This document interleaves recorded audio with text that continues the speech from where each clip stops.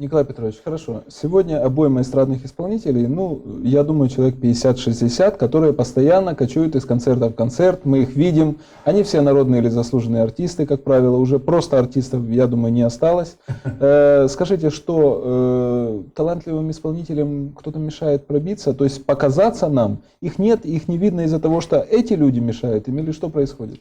Ну, безусловно, и это уже существует. Вот смотрите, допустим, вот такая передача «Территория А» с претензией на то, что это молодежно, и только они, так сказать, основатели, законодатели и прочее, прочее. Вот всего того, что должно быть, якобы будоражит умы молодых людей. Значит, вот у них свой хит-парад, у них все время свои звезды. И вот до недавнего времени была одна звезда Юрко Юрченко, теперь он стал неугоден, его выгнали, стала другая звезда Павлик. Потом, может быть, что-то случится, появится, была Дольская, теперь Павлик. Да? Теперь следующая тусовочка такая, допустим, Таврийских игр, у них совершенно иные, так сказать, звезды.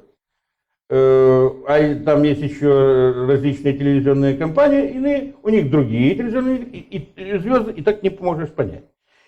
Так вот интересно было бы собрать этих звезд, и этих звезд, и этих звезд, всех, которые есть по различным хит-парадам и прочим, да, и ФМ, все. Вот собрать в одном концерте, мы увидим, кто же из них лучше. И мы увидим, кто лучше. Так мы не можем определить. Вот из-за того, что есть много вот таких вот разных, так сказать, определителей, мы, собственно говоря, они же как рождаются? Они от долбежа, методом дятла. Каждый день крутят нам шикидым. И мы ошикидымились до такой степени на Украине, что теперь не понимаем вообще. На что? Так-то турки завоевали? Или что это такое? У нас все время шикидым так дошли до того, что он прекрасный актер, наверное, же хороший. Он когда-то играл, пел украинский песни.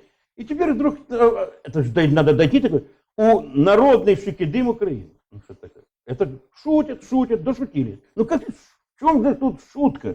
Ну что это такое, что мы скоро мусульмане станем? Может быть, в этом нет ничего плохого, но зачем? Ну зачем же тогда мечи эти все, зачем же эти казахцы и прочее?